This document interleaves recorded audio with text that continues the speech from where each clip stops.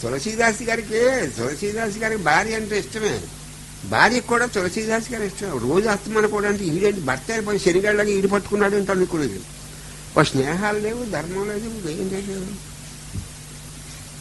ఆ భార్యకు కూడా కొంచెం స్వతంత్రం ఉండాలి కదా. ఇష్టానికి ఇష్టమే. వీడేమో మామూలుగా కొంగట్టుకు తిరుగుతాడు, ఇంకా ఆవిడకి స్వతంత్రం ఏముంటుంది? ఆవిడకి ఫ్రీడమ్ ఉండాలి కదేంటండి. ఇదేం పడితే నాయనకాలే తిరుగుతాయంటే ఇలా తిరిగే బదులు రాముని చింతించుకుంటే నీకు జ్ఞానం వచ్చేస్తుంది, సుఖపడతామని అది అనాలని అనలేదు. ఆ రాముడే అనిపించాడు. ఎవరి చేత?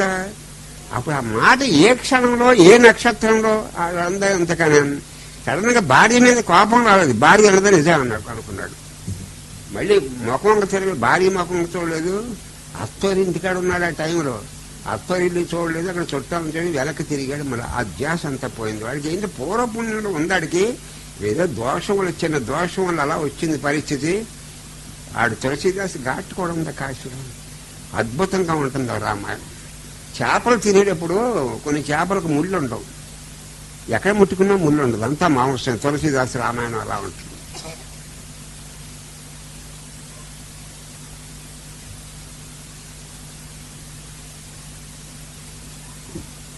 చాలా తీగా రాసి, ప్రతి వాక్యం కూడా చాలా తీగా రాశాడు.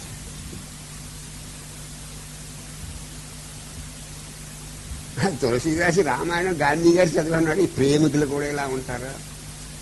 ఒకరినొకరు ప్రేమించుకున్న వాళ్ళు కూడా ఇంత మాధుర్యం ఉంటుందా తులసీదాసి రామాయణంలో? ప్రేమికులు కూడా ఇలా ఉండగలరా? వాడు తులసీదాసి రాసింది అది లవ్ స్టోరీ అన్నాడు. ఏమన్నాడు గాంధీ గారు? తులసీదాసి రామాయణం అది లవ్ స్టోరీ అన్నాడు. రామాయణం లేదు, ఒక లవ్ స్టోరీ.